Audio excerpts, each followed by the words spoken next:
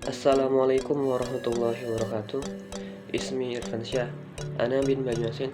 Uridu qasamul lughatul arabiyyah wa adabiha min Raden Fatah Palembang. Di sini saya akan menjelaskan tentang ciri-ciri kebenaran ilmiah dan kebenaran non-ilmiah. Manusia dalam mencari kebenarannya akan menemukan tiga hal.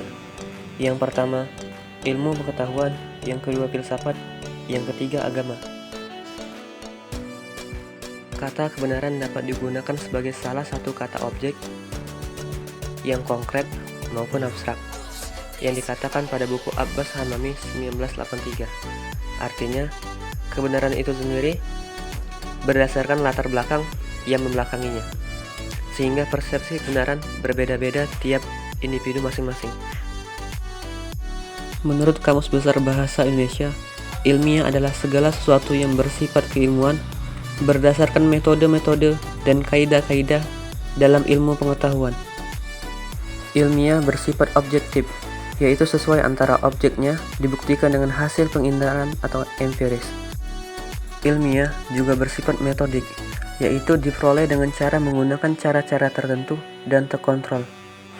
Ilmiah juga bersifat sistematik, yaitu tersusun dari suatu sistem berdiri satu sama lain yang saling berkaitan dan menjelaskan keseluruhannya sehingga satu sama lain adalah satu kesatuan utuh. Ilmiah bersifat universal, yaitu tidak berlaku hanya untuk beberapa orang saja, namun berlaku untuk keseluruhan. Cara penemuan ilmiah ialah metodologis, logis, koheren, konsep dan teori yang baku, universalitas dan objektivitas, progresivitas dan sikap kritis, dan dapat digunakan. Kebenaran non-ilmiah memiliki ciri-ciri, yaitu sifat dan caranya sederhana, penuh dengan kira-kira, dan tidak dapat dijangkau dengan indera manusia. Contoh dari kebenaran non-ilmiah adalah pengetahuan biasa, yaitu pengetahuan yang didasarkan oleh pengalaman biasa tanpa riset lebih lanjut. Yang kedua adalah mitos, yaitu sebuah legenda, cerita rakyat atau dongeng yang dituturkan dari nenek moyang ke keturunannya untuk melanjutkan sebuah tradisi.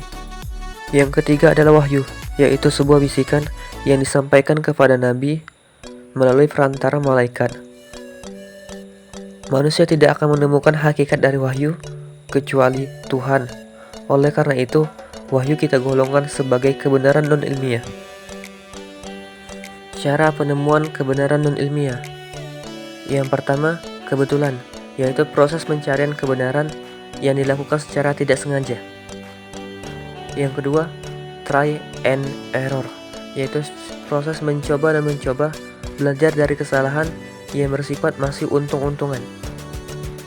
Yang ketiga, otoritas kekebawahan, ialah suatu kebenaran yang dipaksakan, walaupun kebenaran tersebut tidaklah benar, namun bawahannya harus terpaksa menganggapnya benar.